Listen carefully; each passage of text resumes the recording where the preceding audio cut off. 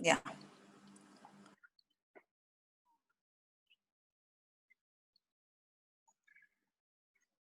Some issue. Hemolytic anemia, second chapter, second part. So, as we said, the RBC contains hemoglobin, RBC membrane, hemoglobin, and enzymes. Okay, the membrane disorders, the hereditary one, hereditary spherocytosis, we read about it. And then acquired one, paroxysmal nocturnal hemoglobinuria. Now we have enzymes and hemoglobin. So what are the hemolytic anemias affecting that? So initially for the enzymes, the important one is G6PD deficiency. So what is it? The definition itself will tell you what it is. Abnormalities in the HMB shunt or glutathione metabolism due to deficient or impaired enzyme function that will reduce the ability of RBC to protect themselves against oxidative injuries and lead to hemolysis. So, what is deficient? Some enzyme. So, what does this enzyme do?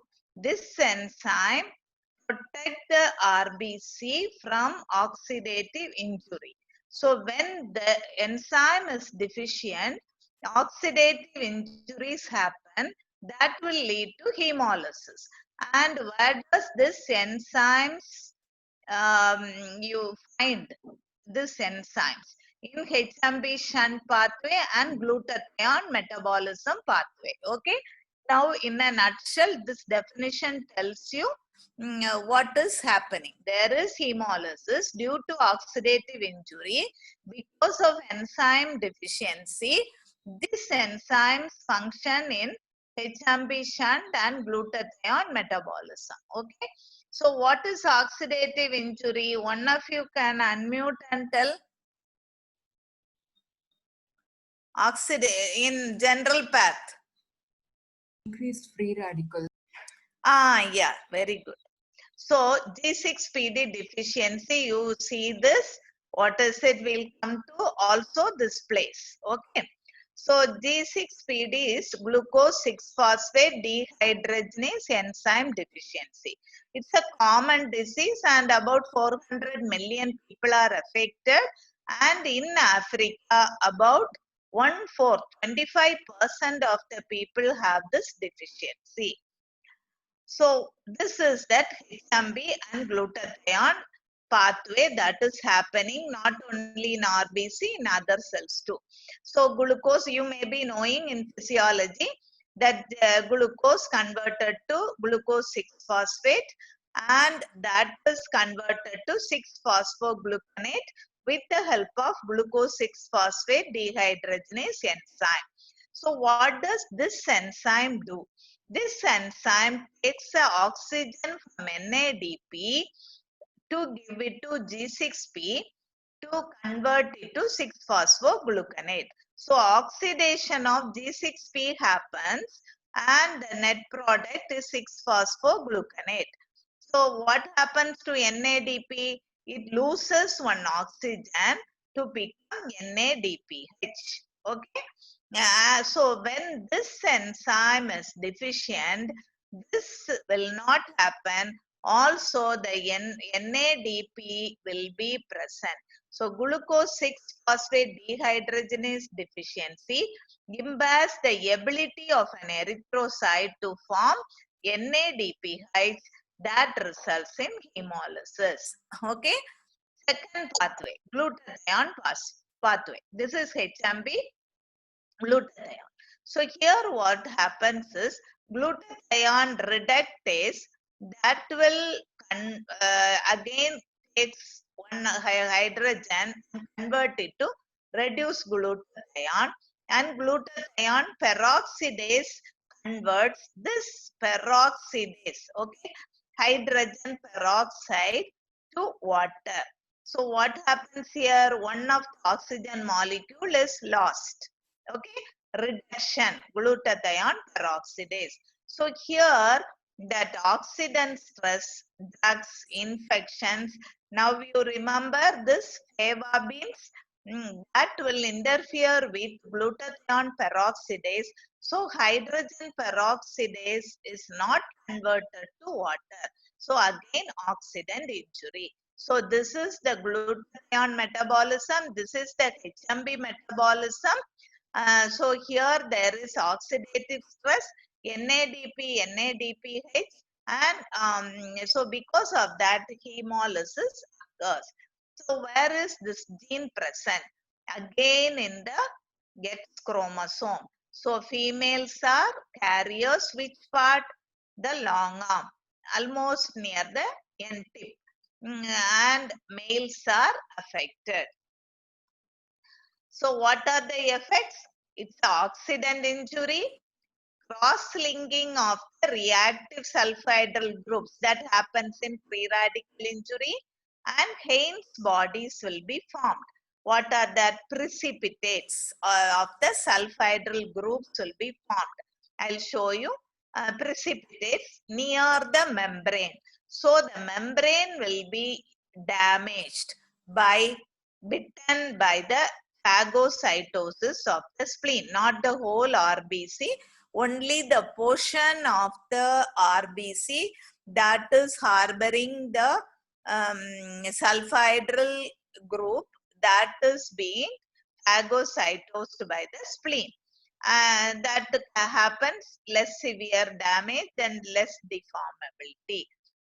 So there is intravascular. When there is full membrane damage, intravascular hemolysis happens, or when the RBC having the Haynes body when it traverses through the spleen, when it is bitten, extravascular hemolysis happens. So it can be both the type of hemolysis can happen in G6PD deficiency. Okay. So see here, this is the Haynes body that is being formed. This we don't see it under the Leishman stain that we do regularly, but this is seen with the reticulocyte, supravital stain. So this is being bitten by the spleen. So the bitten RBCs again circulates. So in the Leishman stain, you see bite cells. See here, 2, 3, 4 bites have been taken. One bite, one bite. So it is a which has bitten it, the splenic macrophages. So these are bite cells. Okay, understood? So what are the enzymes? There is D6PD class 3 and 2 is the Mediterranean type. So you need not go much into the details of it. So here you have moderate young RBCs contain the enzyme activity, but there is an unstable enzyme, but they are kinetically normal. Here you see it affects all RBCs. Here the young RBCs are good, only the old ones are affected.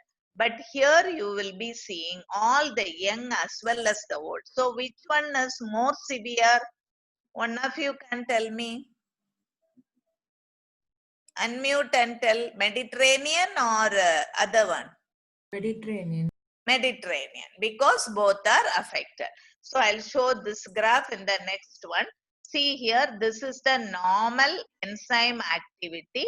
So 120 days also, actually as we age, our skin texture goes, eyesight goes similar way. The RBC, when it becomes 120 days, slowly the functional activity is reduced. So the enzymes are reduced, but it's not coming to zero. But see here, this is the class 3 one. Here by 80 days, the activity is zero. But here you see in the Mediterranean type, it is at 20 days. So the RBC will live only up to less than 20 days. This less than 80 days. So this is the black variant and this is the Mediterranean variant. So clinically, how does it present and when does it present?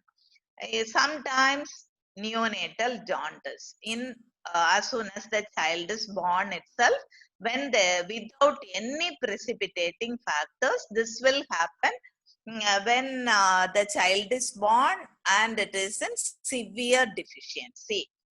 And acute hemolysis precipitated in adult life. What are the things? Drugs, mainly the antimalarials, sulfonamides, all these drugs. Second is some infection. Third is, this is very, very important because people have died due to this. They will be clearing the cupboard today, full day, holiday, then next day they come with hemolysis because of the naphthalene in the mothballs. Here it happens intravascular hemolysis. So fever will be there. As you know, hemoglobinuria, that is why dark colored urine. And how do you diagnose this? CBC, reticulocyte count. In all hemolytic anemias, you get reticulocytosis. Okay. Then you can do a CBC peripheral smear. You will be seeing the bite cells. Sometimes you see QC spherocytes like this. Sometimes, very rarely, one spherocyte is here. Okay, but bite cells are very characteristic. Then screening for qualitative assessment of G6PD enzyme activity.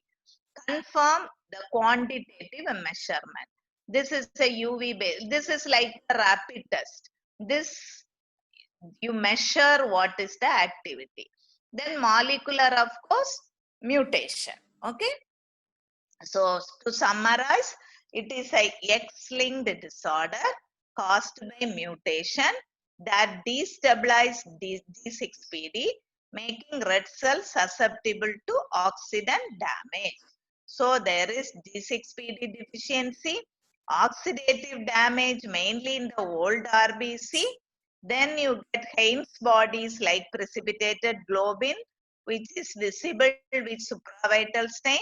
And when that is bitten by the spleen, you get bite and blister cells in the peripheral smear. Then episodic hemolysis.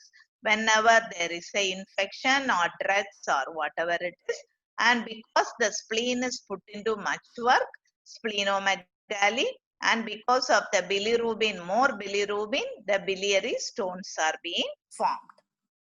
Now we'll move on to sickle cell anemia. Okay, what is sickle? This is used for what purpose? One of you can tell. Farming, ma'am. Yeah, but nowadays people are using this for chopping heads. Okay? They are just murders. Okay? Then, so see here you have to know a little bit, but mainly I'll be teaching you this in thalassemia. But here you just see, this is chromosome 6. Chromosome 6 is responsible for alpha gene. Okay, alpha gene. And so alpha chain. Alpha gene, you have one alpha chain is coded by 2 alpha genes. This is very, very important. So one alpha chain, you have in each hemoglobin, we have alpha chain and beta chain. So one alpha chain is coded by 2 genes, whereas for beta chain, one gene codes for one beta chain. Okay. As for now, this is enough. All this we'll talk about in thalassemia. Okay. So chromosome 11 is responsible for beta chain. Chromosome 6 is responsible for alpha chain. So what is hemoglobinopathy? It is a group of hereditary disorders caused by inherited mutation that leads to structural abnormalities in the hemoglobin. So what is hemoglobinopathy? Pathy means disease. The hemoglobin is diseased. Okay. So how it is diseased? There are inherited mutations. So hemoglobin is structurally abnormal. So this abnormality can be either qualitative. The quality is different. They are sickle cell diseases. Quantitative, they are thalassemias. So today we are going to read about sickle cell disease, that is qualitative. So sickle cell anemia, see nowadays they are using this for this. Okay, a little bit about history.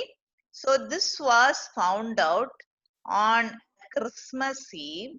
A dental student, he came with pneumonia. So that time, this person, James Herrick, looked at his peripheral smear and found some elongated sickle shell shaped red blood cells he found. So he published it like peculiar elongation and sickle shaped red blood corpuscles in a case of severe anemia. Okay, so he thought there is something wrong with the composition of the RBC. Okay, it was in 1909. Okay, so that is the history. So what is sickle cell disease? Sickle cell disease is a common hereditary hemoglobinopathy caused by a point mutation in beta globin that promotes the polymerization of deoxygenated hemoglobin, leading to red cell distortion, hemolytic anemia, microvascular obstruction, and ischemic tissue damage. So, in all these definitions in Robbins, okay, this is Robbins' definition. You not only hematology, everywhere the definition is very, very important. When you read the definition, you get so many points to write an essay. Okay, so what is sickle cell disease? It is a common hereditary hemoglobinopathy. Hemoglobin is diseased, hereditary. Due to what? It is a point mutation where in the beta globin chain. What does it do? What does this point mutation does do with in the beta globin? It promotes polymerization of what? Polymerization of hemoglobin. Which hemoglobin? When the hemoglobin is deoxygenated. So, what does this polymerization do? It will cause distortion of the red cell. So, what? Hemolysis occurs. So, when this distorted red cells, what other thing they does? One is hemolysis. Second is microvascular obstruction. We saw in spherocytosis also, small vessels are occluded. There is no problem when it passes through aorta, descending aorta or mesenteric artery, all those things. But when it passes through microvasculature, there is obstruction. So when that happens, what is the net result? Ischemic tissue damage. So how many things you got from this definition? Okay. So it is most prevalent in which country again? Africa, African Americans, and to a little extent Arabs, Greeks, Italians, India. In South India, do you know where do we get it? Mainly in the tribal areas. Some, what is that hill? Some hill, I'll tell you, I just forgot the name. Near that Nindugal, all those places. That hill areas, it's more common. Protective effect against Plasmodium falciparum, and lifespan is only 20 days. And what is the hemoglobin? That is S. So see here, this is the hemoglobin, heme unit, globin unit. How many alpha chains? 2 alpha chains. So how many genes? 4 alpha genes. How many beta chains? 2 beta chains. How many beta genes? 2 beta genes. Okay. So what happens? This is a beta chain. So this is the normal hemoglobin beta chain. So, and here at the 6th position, 1, 2, 3, 4, 5, 6th. At the 6th position of the beta chain, the glutamic acid is present in the normal hemoglobin. What is the normal hemoglobin? HB? A. Okay. So, in sickle cell anemia, what happens? Instead of glutamic acid, valine is present. So, this mutation happens where beta chain is coded in which chromosome? I showed in the first slide. One of you can tell which chromosome? Don't remember. Chromosome 11. Okay. Chromosome 11 here near this area. Okay. Near this area. Centromere area. So the net result is HBS. What is that? Alpha 2 beta S2. Okay. Again see. So here the amino acid coding CTT will be there. In mutant it is adenosine.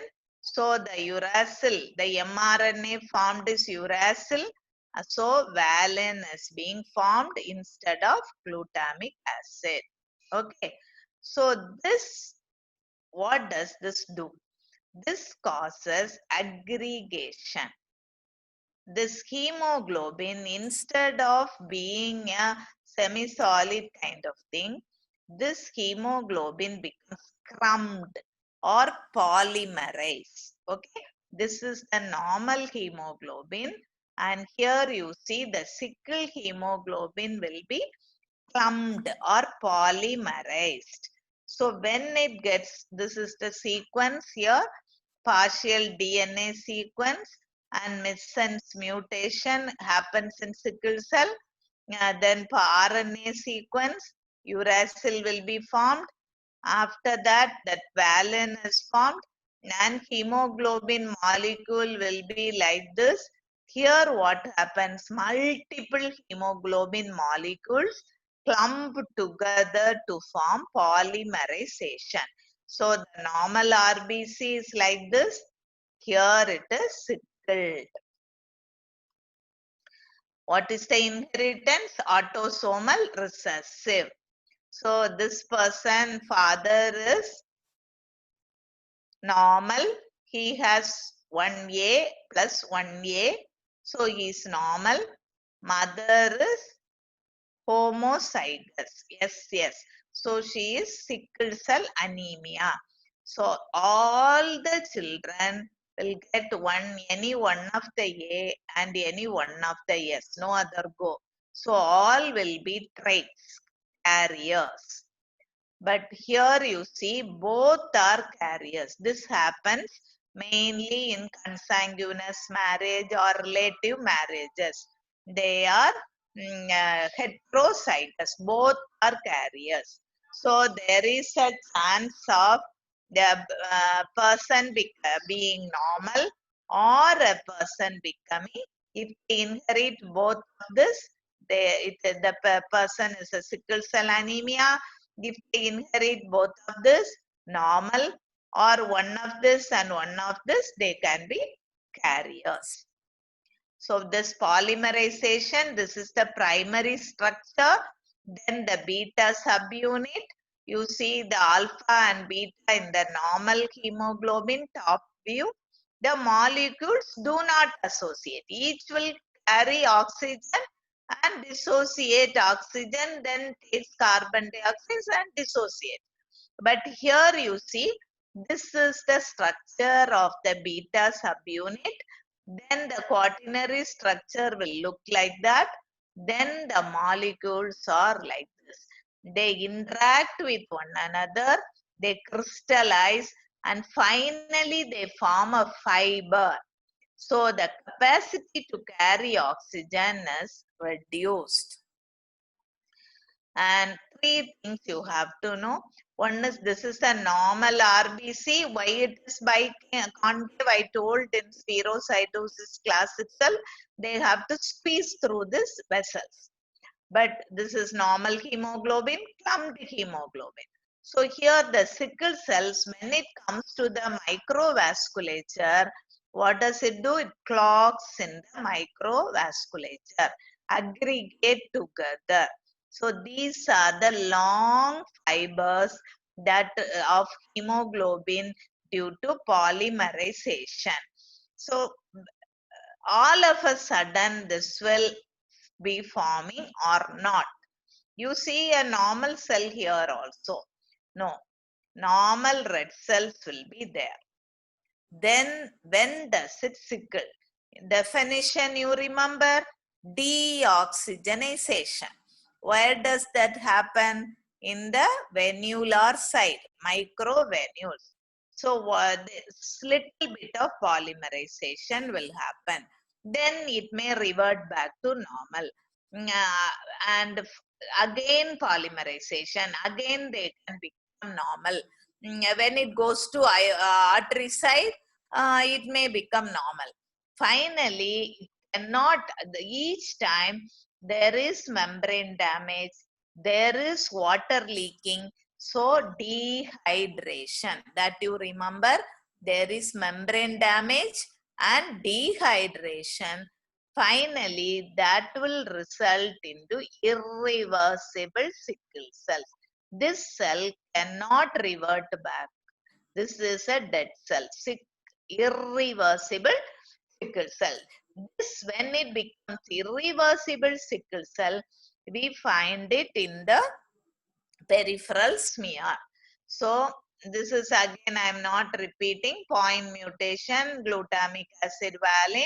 So this is in the oxygenated stage, and this is HPS solution. When it gets deoxygenated, the polymers are formed and finally it becomes irreversibly sickle. So what are the things important is the transit time. How much time it takes to pass through the microvasculature.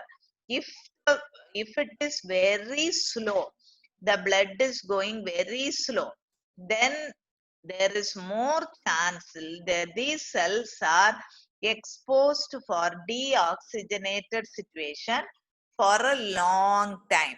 So sickling become more. See here, this is the venous sinus. So long time. When it goes through that, it gets polymerized more. That is one thing. Second is this inflammation. Any blood endothelial damage or any inflammation that will cause leukocytosis adhesion there and release of cytokines that will lead on to staking of the sickle cells here, and that will cause again microvascular occlusion. So ultimately, when these vessels are occluded like this, what will happen to the tissue nearby? That will become infarcted. Okay, that becomes infarcted. And these cells are also, sickle cells are also being taken up by the macrophages to interaction with other hemoglobin. HbA, when it is more, if it is about 60%, like heterozygous females, there will not be much sickling. And when it is exposed to high altitude, like flight travel, like that, few cells become sickle. And HbF is also protective. So the newborn will not show signs of sickle cell anemia because 90% of 95% of hemoglobin is HbF in them. Then by 6 months of age, and more commonly by 1.5 years, the HbF reduces and A should be formed, but instead it is S. So the sickling occurs. So the child will exhibit signs between 6 months to 1.5 years, depending on the amount of HbS. Also, HbC is little protected. When HbC is present, it is worst. Okay. If one beta chain contains HbS and the other one contains C mutation, it is of more worse things happen. Other important factors you remember, other hemoglobin, when C is present, it is worse. Then transit time, as I told you, the time taken for these cells to pass through the venule, when it is slow, more deoxygenation, more polymerization, more dehydration. Okay, and dehydration, that is also important. These cells, RBCs, lose potassium, chloride, calcium, etc. So because of all, calcium enters into the cell, potassium comes out, chlorine, like first chapter in general path, the cell injury. Okay, once calcium enters, then the end of it. So also, as I told you, infections, leukocyte adhesions, all that cause increased sickling. The points to remember are, these cells protect the patients from Plasmodium falciparum, the Darwinian hypothesis. So in Africa, Africa is endemic for Plasmodium falciparum. So when in among those people who have sickle cell anemia or even heterozygotes, they don't get severe malarial infection and they don't die of it. Okay, it is protected. Then interaction with other hemoglobin, we said HbA and F are protective. It don't both of them don't allow the cells to sickle as faster as when it is alone. And HbC, when it is associated, it causes more sickling and dehydration. That will cause more sickling. The intracellular pH is important. So in the night, the cells, blood as well as the cellular pH is reduced. Because of that, more sickling occurs. Then the transit time, when it passes through the microvasculature, when there is delay due to infection, inflammation, or vascular injury, then more of sickling occurs. Membrane damage of the RBC, because of that again more sickling. Microvascular occlusion occurs in inflammation and tissue damage. So morphology, it is a chronic hemolysis. This is not episodic like G6PD or spherocytosis, not episodic. It is occurring chronic hemolysis and net result will be anemia. It occludes small vessels causing infarction. So more veins and more sinusoids are present in the bone marrow and spleen. So infarction of the bone marrow, necrosis and splenic infarcts are common. Then chronic hyperbilirubinemia because of chronic hemolysis. Then the iron, more iron will be coming out of the RBC, causing hemosiderosis and pigment stones in the gallbladder. When there is tissue hypoxia, the erythropoietin is secreted more, that will induce the bone marrow So erythroid hyperplasia. Then spleen will be little bit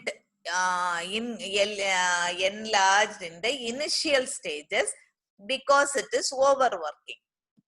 After that, because splenic infarcts occur and fibrosis occurs, so because of that, it is called autosplenectomy. Finally, it becomes a small fibrous tissue. We don't get spleen at all. Okay. Now, it is contradictory to spherocytosis. In spherocytosis, the triad is hemolysis, the hemolytic anemia, jaundice, and splenomegaly. But here the spleen will not be present. In fact, spleen will not be visible also. So anemia and jaundice along with these characteristic sickle cells. So the sickle cells will have both ends pointed. Okay, pointed. So here we have two types of sickle cell anemia.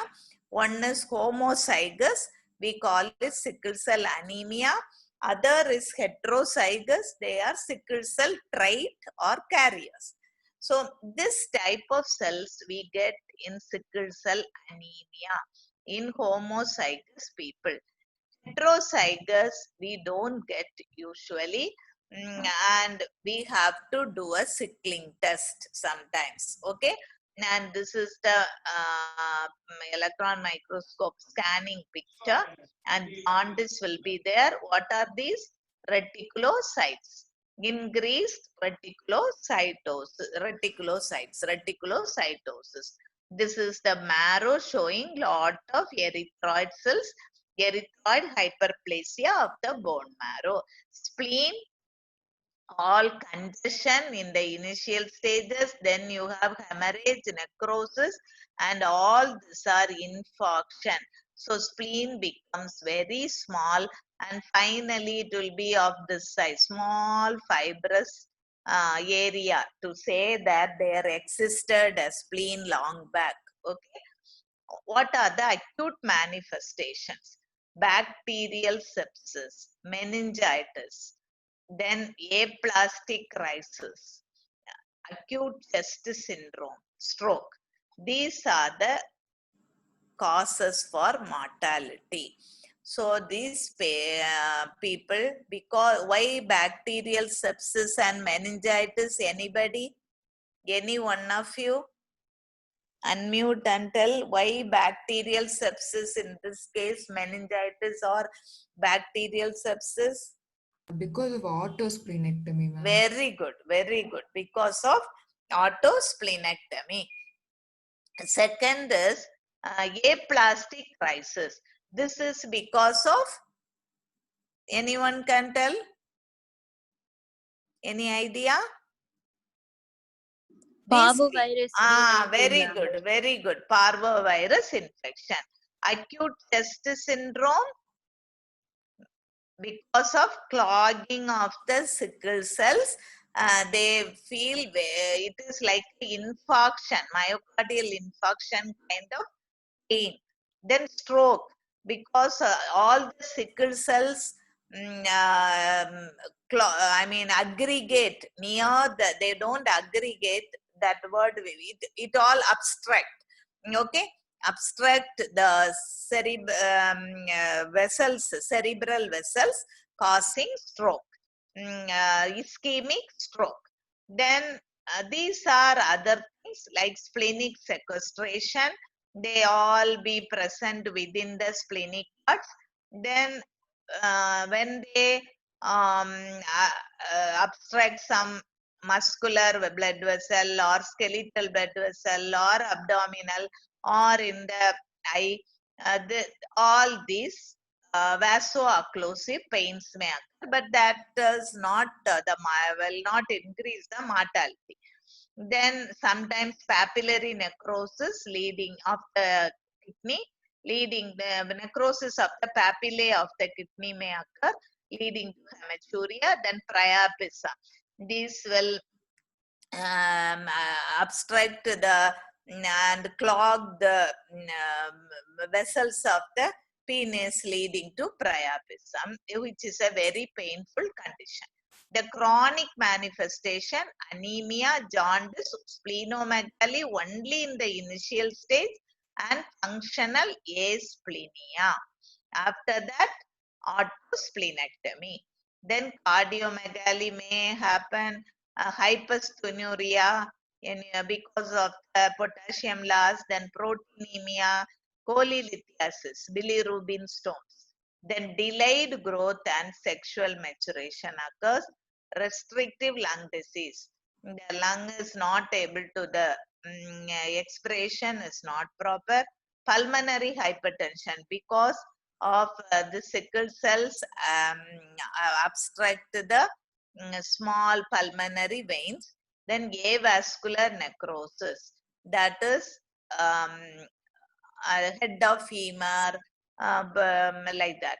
That will happen. Everything is due to obstruction of the vessel causing necrosis or infarction in the distal area. Proliferative retinopathy, leg ulcers, and transfusional hemosiderosis. So now coming to the lab, we do sickling test. What do we do? It is, remember, we have to provide a deoxygenated platform. So you add a reducing agent. What is the reducing agent we use? Sodium metabisulfate. This is a preservative, sodium or potassium preservative used in bakery. Okay, cakes and other things. So this is added to the blood. Normal RBCs will be like this, but sickled RBCs, we have to add capillary blood from the fingertip or earlobe, or from heel of the foot, then mix with this sodium metabisulfate, then keep it and seal the cover slip. There should not, oxygen should not enter from the environment. So seal with nail polish or wax, then seal it. So all the cells will be like sickled. Okay, this is positive test. Second is solubility test. So here there is, this is lines will be there, and you have to, this card is available from the manufacturer, sickle dex test. This is, so we have to add a reducing agent. HBS will precipitate, so you won't be able to see these lines. But in the normal one, it is not precipitated, so the lines are visible. Then main diagnosis is by electrophoresis, and mainly nowadays we perform high performance liquid chromatography. High performance liquid chromatography or electrophoresis, either with alkaline gel or acid gel. The blood is kept and the electric current passes through that, and different hemoglobins will migrate at different positions. So this is the area from where it is, the blood is kept. So this is C. Then S will be here, A, F, like that. This is a normal control they see, and here you see A, but here S is present. Okay, and this is the high performance liquid chromatography chromatogram. F will be at 1 minute, and A2 will be near 3.5 minutes, and A2 will be seeing in thalassemia. After that, you see this peak like A and S. So here this is S and this is C. So it is a SC disease. Here you see little more of F. So maybe a very child, and S is present. So it is SS disease. And neonatal screening. If the parent is positive, they didn't do prenatal screen, etc. So they want to know immediately. So with a drop of blood from the heel, the cord blood and the maternal blood are combined. Then we have to do a PCR. Droplet PCR is done. Then the fetal fraction is separated and find out whether this mutation is present or not. Even cards are available now. So main importance is prenatal screening. Before birth itself, we want to do. If both the parents are carriers, they want to know whether the child, when the women becomes pregnant, they want to know whether their child is sickle cell anemia or not. So for that, counseling should be given. Then what are the methods? We can take amniocentesis or umbilical blood sampling, or the chorionic villus biopsy. Everything done under ultrasound. Okay, ultrasound guided amniocentesis, umbilical blood sampling, or chorionic villus biopsy. Then subject it to PCR, polymerase chain reaction with restriction enzymes, and see whether this is sickle cell or the normal. Okay, the normal or sickle cell. To summarize, this is a autosomal recessive disorder resulting from a mutation in beta globin that causes deoxygenated hemoglobin to self-associate into long polymers that distort the red cell. So sickle cells are formed. Blockage of vessels by sickle cell cause pain crisis, tissue infarction, particularly of the marrow and spleen. Red cell membrane damage caused by repeated bouts of sickling results in a moderate to severe hemolytic anemia. These are my references, and we will see thalassemia and immune hemolytic anemia next week. Okay? Any doubt? Any doubt? Anybody? Any doubt? No doubt. No, ma'am. Yeah. Okay. Bye. Thank you, ma'am.